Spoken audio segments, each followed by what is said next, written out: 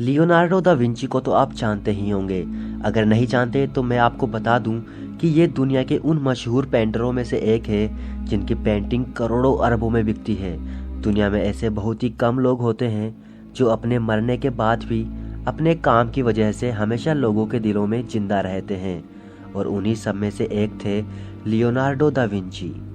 Leonardo da Vinci का जन्म 15 अप्रैल 1452 को इटली के विंची शहर में हुआ था, और इसी कारण उनके नाम के आगे विंची लगाया गया है। वह आज भी अपनी प्रतिभा के लिए पूरे विश्व भर में जाने जाते हैं। कहते हैं कि वह एक ही बार में अपने एक हाथ से लिख सकते थे और दूसरे हाथ से पेंटिंग बना सकते थे। दुनिया की सबसे मशहूर पेंटिंग मोनालिसा को लियोनार्डो दा विंची ने ही बनाया था। कहते हैं कि इस पेंटिंग को अलग अलग एंगल से देखने पर मोनालिसा की मुस्कुराहट अलग अलग नजर आती है। उस समय पर विंची ने यह कैसे किया होगा, यह आज भी एक रहस्य ही बना हुआ है। और कहते हैं कि विंची ने मोनालिसा की इस पेंटिंग को साल 1503 में बनाना शुरू किया था, जब वो 51 साल के थे। लेकिन 1519 में पेंटिंग को पूरे किए बिना ही वह इस दुनिया से चले गए। इसका मतलब यह है कि पेंटिंग अधूरी ही है, लेकिन देखने पर यह कहीं से भी अधूरी नहीं लगती है। मीडिया रिपोर्ट्स के मुताबिक सन 1962 में इस पेंटिंग की कीमत $100 मिलियन यानी तकरीबन 688 करोड़ रुपए थी, लेकिन अब इसकी कीमत $830 मिलियन है, यानी तकरीबन 5712 करोड़ रुपए है। विंची की यह मोनालिसा नाम की इस पेंटिंग में दिख रही महिला कौन है, यह आज भी एक रहस्य ही है। कुछ लोगों का तो मानना है कि यह पेंटिंग विंची की एक कल्पना थी, तो वहीं कुछ लोग यह भी कहते हैं कि यह पेंटिंग एक व्यापारी की पत्नी की है, जो कि उसने द विंची से बनवाई थी।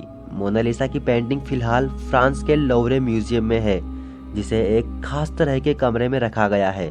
साथ ही पेंटिंग को एक बुलेट प्रूफ शीशे के अंदर रखा गया है, ताकि उसे कोई नुकसान ना पहुंचा पाए। कहते हैं कि विंची ने इस पेंटिंग को बनाने के लिए एक ऐसे पेंट ब्रश का इस्तेमाल किया था जिसकी मोटाई 40 माइक्रोमीटर थी, यानी एक बाल से भी ज़्यादा पतली। हैरानी की बात तो यह है, इतने पतले पेंट ब्रश का इस्तेमाल करने के बाद भी यह पेंटिंग आज तक सुरक्षित कैसे है। मोनालिसा की इस पेंटिंग के बारे में यह भी कहा जाता है कि इसमें एक एलियन छुपा हुआ है। हालांकि इस बात की अभी तक पुष्टि नहीं हो पाई है, लेकिन अगर आप मोनालिसा की 2 पेंटिंग लेते हैं और उन दोनों का मुंह बाएं और दाएं करके मिलाते हैं, तो बीच में एक अजीबोगरीब आकृति बनती है, जो कि आपको सोचने पर मजबूर कर देगी। तो आपको क्या लगता है, क्या मोनालिसा की पेंटिंग में एक एलियन की पेंटिंग है? कमेंट बॉक्स में हमें जरूर बताएं। और अगर आप मोनालिसा की इस पेंटिंग के बारे में और अधिक डिटेल्स में जानना चाहते हैं तो कमेंट बॉक्स में हमें जरूर बताएं। और आप इस पेंटिंग के बारे में कितना कुछ जानते हैं, यह भी कमेंट बॉक्स में जरूर बताना। और अगर वीडियो थोड़ी भी पसंद आई हो तो वीडियो के नीचे आए लाल कलर के सब्सक्राइब बटन को जरूर से दबाएं।